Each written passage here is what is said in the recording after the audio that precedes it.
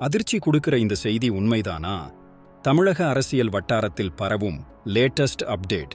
நம்ம அண்ணாமலை அண்ணன் பாஜக மாநில தலைவர் பொறுப்புல இருந்து விலகி 3 மாசம் ஆச்சுல்ல.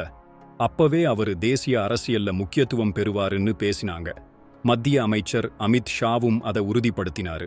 சிலர் அண்ணாமலை அண்ணன் மத்திய இணையமைச்சர் ஆவாருன்னு சொன்னாங்க. ஆனா அண்ணன் அதை மறுத்தாரு. அப்புறம் ஆந்திரால இருந்து ராஜ்யசபா எம்பி ஆக போறாருன்னு கூட ஒரு தகவல் வந்துச்சு. இதெல்லாம் உறுதியாகாத நிலையில திடீர்னு முன்னாள் எம்பி தருண் விஜய் அண்ணாமலை அண்ணன் பாஜக தேசிய பொதுச் செயலாளர் ஆகிட்டதா எக்ஸ் பக்கத்துல வாழ்த்து சொல்லிட்டாரு.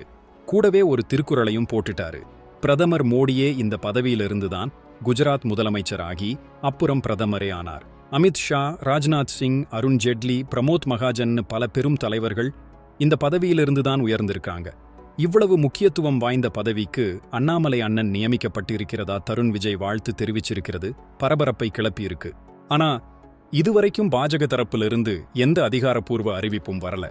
இது வெறும் வாழ்த்தா இல்ல உண்மையிலேயே இந்த நியமனம் நடக்கப் போகுதான்னு நாம பொறுத்திருந்துதான் பார்க்கணும். உங்க கருத்து என்ன?